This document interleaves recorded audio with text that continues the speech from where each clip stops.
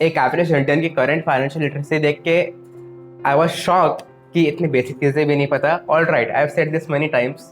Rich as a mindset is a way of thinking and not how much money you have. क्योंकि हम सब ने ऐसे instances देखे हैं जहाँ पे कोई काफ़ी पुअर में से काफ़ी बड़ा अमीर बन जाता है, एंड इसका वाइस वर्सा भी देखा है. कोई बहुत ही अमीर हो, बहुत ही स्पेंड थ्रिफ्ट हो, but later they fall down to bankruptcy. So really what you need to know is how the wealthy manage their money. सबसे पहले चीज जो एकदम बेसिक चीज है और जो 98% लोग नहीं जानते हैं, assets versus liabilities. Assets are things which earn you more money or their value increases over time. Liabilities are things of which value decreases over time. For example, आपका फोन, आपकी car, it's a liability, right? क्योंकि the moment you take it out of the showroom, its value is decreased by 30% and it will keep on decreasing. इसमें काफ़ी बड़ा misconception है. काफ़ी लोग अपने ओन घर को जिसमें वो रह रहे होते हैं, फर्स्ट होम को अपना एसेट समझते हैं, and that is wrong. Do you know why? May be आपके होम का प्राइस बहुत फास्ट राइज हो रहा हो, but at the end of the day आप उसको कंज्यूम कर रहे हो, आप उससे स्पेंड कर रहे हो, आपको बिजली का बिल दे रहे हो, और जो भी अंदर फर्नीचर वगैरह रेनोवेशन ये वो, you are actually spending on it, और वो आप कंज्यूम कर रहे हो. So it's a liability. अब how to manage assets? First of all, assets are the key to making you wealthy. Do you know there's a small difference between the normal financial person and the rich mindset financial person? जब भी उनकी salary आती है, जब भी उनका paycheck आता है, what the normal person does is he spends on his needs, his wants, and then his investments into assets, और sometimes बहुत सारे केसेस में investments assets वगैरह होंगे भी नहीं. What the rich do is जब उनका आता है, they already pay themselves first. Pay themselves first मतलब आगे डिस्कस करेंगे, but they the first chunk of money goes towards assets, goes towards investments, then their needs and maybe their wants. अब समझिएगा good and bad assets क्या है. एक काफ़ी common saying है ना, जो हमारे काफ़ी एजेड लोग होंगे वो कहेंगे, कुछ भी पैसा उसका एफ डी करा दे. जेब में 5 रुपये मिले उसका एफ डी करा दे. आज मैंने पनीर खाया उसका एफ डी करा दे. एंड the thing is, उनके टाइम पे they saw हर्षद मेहता वाला case and so many financial scams, so they might be feared कि कोई चुरा के ले जाएगा मेरे से पैसा. But today that is not the case, right? हम इतना सब कुछ डिजिटली सिक्योर है. So what you need to do is आपको अपने टाइमली गोल्स के हिसाब से एसेट्स चूज करने हैं. I've made a video on the best investment for everyone. You need to watch that after this video. All right. And FD का interest rate is about 4%, right? And inflation he 4 to 6% होती है. तो actually आपके money की value decrease हो रही है over time. Inflation क्या होता है? इन्फ्लेशन सिंपल भाषा में समझाऊँ, पहले समोसा 10 रुपये का आता था, अब 12 रुपये का आता है. एंड जैसे बोलते हैं ना, महंगाई बढ़ रही है, that is inflation. And your assets need to beat inflation by considerable amount. तो for example, simple index fund हो गया इक्विटी में, निफ्टी. मैं क्या बात कर रहा हूँ निफ्टी के, वो at the end of the video में वीडियो डाल दूंगा, कार्ड बन के आ जाएगा, उस पर क्लिक कर देना, so you will get to know more about it. Generally in theory Nifty और equity places gives better return than FD और even inflation, and hence they are a good investment, also they are a little bit volatile. अब समझते हैं compounding क्या होता है. आप कहीं भी जगह इन्वेस्ट कर और डाल दें, शुरुआत में ऐसे धीरे धीरे चलेगा, फिर धीरे थोड़ी स्पीड पकड़ेगा और एकदम ऐसे राइज होता है. जैसे पिछले साल कोविड का कर्व था, स्टार्टिंग में शुरुआत ऐसे ऐसे हुई, फिर ऐसे क्या. That is compounding. कंपाउंडिंग का फॉर्मूला होता है principal plus interest amount whole raise to time.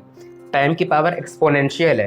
That is why time plays the biggest role in compounding. This is why तुमने काफ़ी सारे केस स्टडीज शायद देखे हो कि 20 से शुरू करते हैं एंड 50-60 तक जाते आते हैं, बहुत ही भयंकर अमाउंट हो जाता है उसका. This is because of compounding, because time raise to power में. अभी थोड़े बहुत हैबिट्स. फर्स्टली 6 से 12 महीने के अपनी मंथली इनकम सेव करके एक लिक्विड जगह रखो. लिक्विड जगह मतलब जैसा तुम एकदम से निकाल सको. फॉर एग्जांपल एफडी हो गया, या आपका बैंक अकाउंट हो गया, वगैरह वगैरह. एंड ये 6 से 12 मंथ का इसलिए कह रहा हूँ, कुछ इमरजेंसी आ गई या कोई जॉब का ले ऑफ काफ़ी लोग ने देखा कोविड के टाइम पे.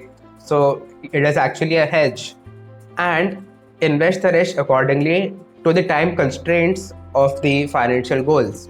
इसका मतलब ये, फॉर एग्जांपल आपके बच्चे को 15 साल बाद कॉलेज जाना है, ऑल राइट, एंड उसका पेमेंट आपको करना है. So you can actually invest for it from today and जैसे जैसे सपोज 3-4 साल ही बचे कॉलेज जाने में, तब आप निकाल के एक लिक्विड एसेट में रख लो, या फिर जो जिसकी वॉलेटिलिटी कम हो। डोंट वरी, नहीं समझ में आ रहा हो तो जुलाई 15 को इसी चैनल पे पूरी फाइनेंशियल लिटरेसी सीरीज आने वाली है, that will help you out tremendously. एकदम बिगिनर से लेके एडवांस तक जाएंगे। Next, fear and desire, because you know wealth is not a knowledge game, although knowledge भी काफ़ी इंपॉर्टेंट है, but it is more of a behaviour game. आपका behaviour कैसा है विल लार्जली डिटरमाइन कि आप कितने वेल्दी हो रहे हो। And fear and desire, fear of failure specially, कि मैंने कुछ स्टार्ट किया और मैं फेल हो गया तो। And secondly desire, desire is एकदम से पीछे आया। अब मेरे दोस्त ने फॉर एग्जाम्पल आईफोन ले लिया हो, ठीक है, तो अब मेरे को भी वो चाहिए, इनफैक्ट मेरे को उसका नया मॉडल चाहिए। Next thing, the power of owning equity. जो 99% लोग जॉब कर रहे हैं अपने टाइम के बेसिस पे जॉब कर रहे हैं। फॉर एग्जांपल मैं दिन में 8 घंटा काम करूंगा 25 दिन तक, फिर मेरे को एक मंथली सैलरी मिलेगी। द प्रॉब्लम इज कि अगर आप और भी ज़्यादा कमाना चाहें तो आपके पास दिन में 24 घंटे ही है, एंड आप 24 से 24 घंटे काम नहीं कर सकते। So you need equity, a piece of business that you own. अभी आपने खुद का बिजनेस भी हो सकता है, या फिर आप स्टॉक्स में आपने इन्वेस्ट किया हो, तो you are actually a owner of that business. बड़ी छोटा अमाउंट हो, बट इट इज़ बिकॉज जब आप नॉर्मल जॉब कर रहे हैं, जब आप सो रहे हैं, you are not earning any money, but when you own equity, when you own a piece of business, even while you are sleeping, your money, your investment is working for you. अब मैंने पहले कहा था pay yourself first. Suppose आपकी income है 100 रुपये, आपने जैसी इनकम आई आपने ऑटो डिडक्शन पे लगा दिया 30 रुपये मेरे इन्वेस्टमेंट्स में चले जाएंगे, बस है 70 रुपीज़। अब फॉर एग्जाम्पल आपका नीड्स है 75 रुपीज़, 5 रुपीज़ शॉर्ट पड़ रहा है, that is actually a good thing for you. अब तुम पूछोगे क्यों? इट इज़ बिकॉज आप फिर 5 रुपीज़ को कंपेंसेट करने के लिए you will actually work harder to make it happen, और you will actually cut down your living style. Covid के दौरान काफ़ी लोग की जॉब गई है, and people have realise the importance of having multiple sources of income. अब multiple source of income एक अपने आप में काफ़ी बड़ा टॉपिक है, काफ़ी सेपरेट वीडियो शायद आए उस पर, but you need to have multiple source of income because your job is not secure. जो एक इल्यूजन ऑफ सेफ्टी होता है ना जॉब का, that is only an illusion. You can be fired any time, right? The wealthy do not play status games. Status games मतलब क्या? मेरे neighbour ने बढ़िया गाड़ी ले ली तो मैं उससे और बढ़िया गाड़ी लूँगा, मेरे नेबर ने रोलेक्स खड़ी ली तो मैं उसकी महंगी रोलेक्स लूँगा। And not only this, you know, आपका पैसा वहाँ पे जा रहा है, अपॉर्चुनिटी कॉस्ट में जा रही हो कि आप पैसा इन्वेस्ट कर सकते हैं। थर्ड चीज़, you are placing your self worth into those things. आप कभी नहीं देखो कोई बहुत ही ज़्यादा वेल्दी बंदा हो, एलोन मस्क या कोई भी लेवल का, इफ़ ही और she is wealthy, they will not likely play status games. Again, these two things are behavioral. First of all, know your hourly value. Most people don't know their hourly value. For example, my hourly value is 5,000 rupees. So should I spend 200 rupees trying to get a discount? No, right? Secondly, discipline and instant gratification.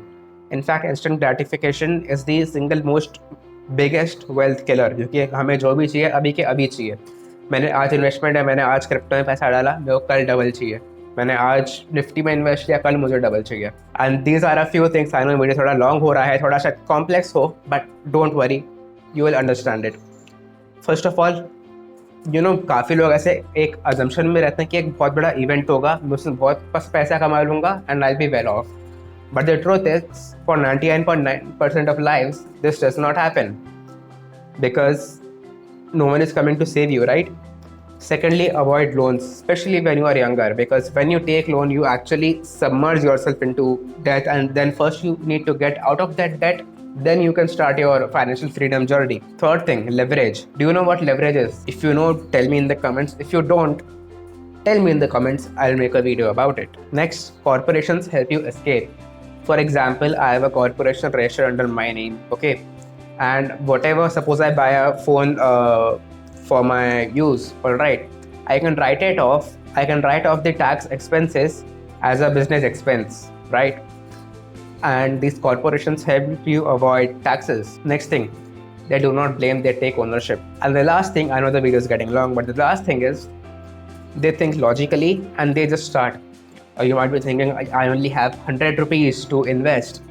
Well, my friend, even if you SIP 100 rupees every month, after a considerable amount of time, it will be a great investment. And first of all, if you're till here and you are a really novice in finances, first of all, subscribe to this channel, because You can see the name, I'm studying financial literacy on YouTube.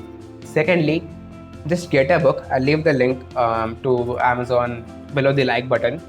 Rich Dad Poor Dad. It is the first book everyone must read, because ideally, in an ideal world, we should have been taught about finances in our school, but we do not live in an ideal world, right? Alright, stay safe. I'll see you in my next video. Obviously, like, share, तुमने सब कर ही दिया होगा, and bye bye.